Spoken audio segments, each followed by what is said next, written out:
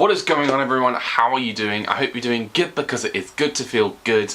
And today is a very special video for this channel because it is exactly 14 years ago to the day since I uploaded my very first YouTube video. And as is per tradition, here is that clip from my very first video. Hi Dave. I look back at that every time and just think, look how much has changed since then. And although saying that, now that I mentioned that clip, that is very much kind of the theme of this video today, a story of personal growth. So another thing to talk about before I dive into this topic is that exactly 14 years ago, I uploaded my very first video. I was exactly 14 years old. And then 14 years have passed since then, and I'm now 28. So on a technicality, I have been uploading videos to this YouTube channel for half of my life, which just feels crazy. I know in the last few years, kind of it's not been as consistent, but these last 14 years have been incredible, and it's, you know, really been nice to share my life on this YouTube channel, or aspects of my life in that matter. So it's nice to continue doing that, and I look forward to doing more of that in the years to come. With this video today, I want to talk about a topic that I haven't touched upon in a while, and it's been something I've been wanting to do a follow-up since I uploaded said video. For those of you who may or may not know, about 10 years ago I uploaded a video talking about my Asperger's diagnosis, and since then I have been wanting to do a follow-up to that video, and that follow-up video is this video you're watching here. So when I first spoke about my Asperger's diagnosis at 17, I had no idea where life would take me. And I'm now 28, I've had a decade of personal growth, challenges and milestones that have shaped me into who I am today. From solo traveling and career milestones to dealing with grief and finding solace in my passions, this journey has been one of resilience and discovery. So let's tell the story 10 years on. One of the biggest steps in my life came at 18 when I embarked on my first solo trip away. Navigating a foreign country alone, relying on my instincts and stepping out of my comfort zone taught me independence in ways that nothing else could. And of course, if you guys remember, that was my very first trip to the US. I went to Orlando, Florida for Playlist Live. That feels like a lifetime ago, remembering all of that. Around the same time, I got my very first job in retail, where I learned the value of hard work and responsibility. And then by 19, I had also finished college, so marking the end of my academic journey and beginning my journey of self-exploration outside the realms of structured education.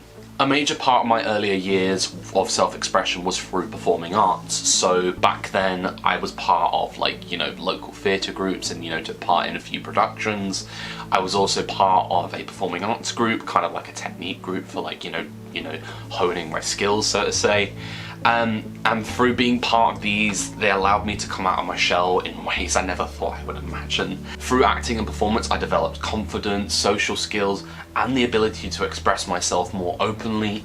And I remember wrapping up this journey with performing arts in 2016, which coincided with me finishing my college course, and this marked the end of one chapter and the beginning of a new one. So traveling has become very much a defining part of my life. So I've been back to the States multiple times, and in no particular order I've been to countries such as Mexico, Japan, Croatia, Norway, Iceland, the United Arab Emirates, and many more, of course. Each destination came with its own challenges and lessons. I always distinctly remember one of the biggest challenges I had was when I went to Japan just over 5 years ago. And I distinctly remember landing in Tokyo and having to navigate myself through the Tokyo metro system on my way to the hotel with only a basic grasp of the language. Through observation, patience, and also the, you know, of picking up a few key phrases here and there, I adapted very quickly, and proving to myself that, you know, I could thrive in such unfamiliar settings. I think these journeys have not only broadened my perspective, but also helped me socially as I learned to engage with different cultures and other ways of life. In 2021, I made a very significant decision to relocate from my hometown of Leighton Buzzard in Bedfordshire and relocating up to Gisborough in North Yorkshire. Having spent most of my life, you know, in one place, the move was a massive contrast, requiring an adjustment to a new environment and a new lifestyle. However, over time, I fully adapted to life up north with my family and finding comfort in my new surroundings as well as that. Upon moving, I returned to retail work for about a year and a half before transitioning into a new career, currently working in the banking sector. This shift came with numerous transferable skills I picked up during my 7 years working in retail. So working in retail helped me come out of my comfort zone, develop strong interpersonal skills, and also navigating a fast-paced work environment, all of which were proved invaluable in my new career path. It's also probably worth mentioning that as part of this job as well, I've been able to do some mentoring as well. So since I started, obviously, you know, got myself skilled up and obviously, you know, trained and got signed off. Then after probation, I decided to sign myself up for our mentoring program. And since then, I've been going, like, you know, on site and also doing things virtually where I can, you know, interact with new colleagues and, you know, get to know them on a personal level and also, like, you know, bring them up to scratch. And it's really nice to kind of pass off the knowledge that I've picked up since I've started there and, you know, transferring that on to new colleagues, as well as just kind of like letting them take the reins of how they'd like to handle it. So it's really nice to be doing that. In the years since my diagnosis as well, I've also had to deal with grief and, like, the loss of family, in particular grandparents. I don't know if you guys may remember, but I lost my granddad at the age of, what would have been, 16, and that was back in 2013. And then in the years since then, I lost my grandpa in 2018, I lost my gran in 2023, and then I lost probably the toughest loss from all of these was dealing with the loss of my nana back in 2021, and that was through cancer.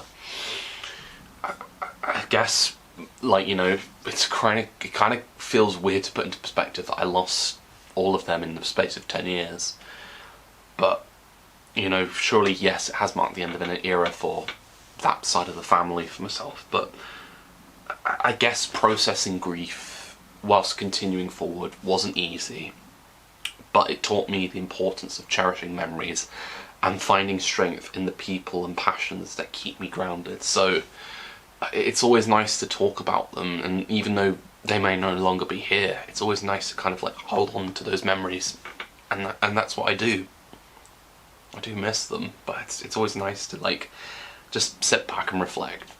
They did some lovely stuff for me and my family, so I do dearly miss them, but, you know, it's nice to hold on to those memories. Cherish them, is what I would say.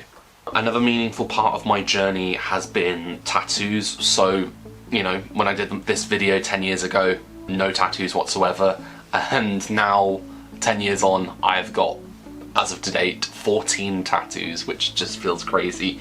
I guess each design kind of carries its own backstory and significance, you know, representing different aspects of my life and values, and also personal experiences as well, whether it's a symbol of resilience, a tribute to a loved one, or an artistic expression of my passions. Every tattoo is a reflection of my story and my identity. It's also probably worth mentioning that at 25 I had my very first relationship, and it's crazy to think, like, you know, I never had a relationship prior to that. I guess I went through life thinking to myself that I wasn't really kind of setting myself up for a relationship. I really don't need anything out of this, does that make sense? But anywho, I had my first relationship at 25, we got on really well, and, you know, me and my ex-girlfriend, that is. But then things kind of like fizzled out over time, and then we just naturally separated, and thankfully we separated on good terms, so that was a good shout. Whilst that did end, it was a significant stepping stone for myself, teaching me about connection, communication, and, say, hypothetically, what I would want out of a future relationship.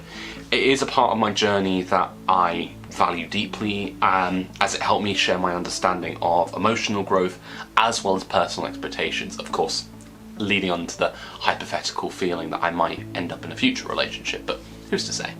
Another big challenge that I went through during these years has also been relating to the COVID-19 pandemic.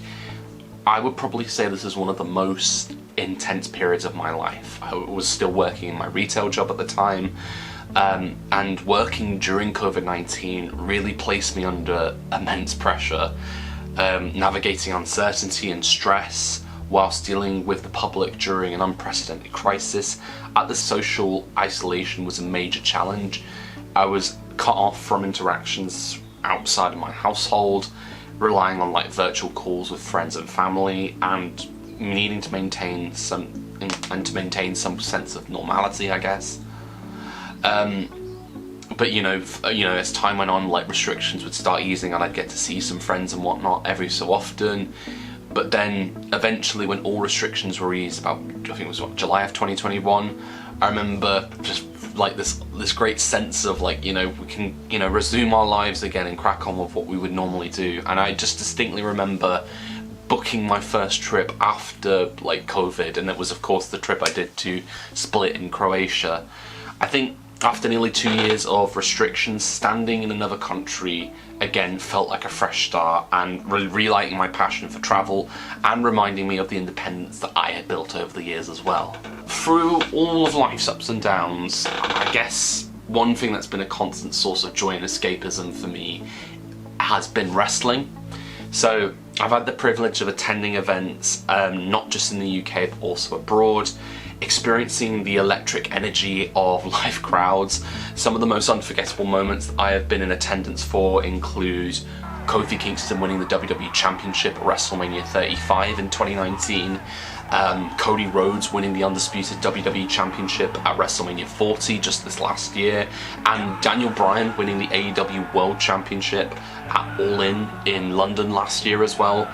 Being present for such monumental occasions has added to the excitement and the emotional connection that I have with wrestling, and you know, making these experiences even more special. Wrestling has always been more than just entertainment. It's been a passion that's grounded me through difficult times, giving me something to look forward to and connect with on a deeper level. That in turn relates back to COVID through the difficult times, because I think that's one thing that, you know, probably, you know, there's elements of that period that may not have aged well, but it was really nice to kind of get some form of consistency watching wrestling during the pandemic.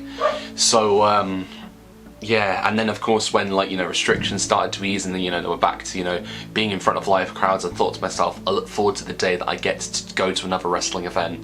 And that was when I was at Money in the Bank a few years ago in London.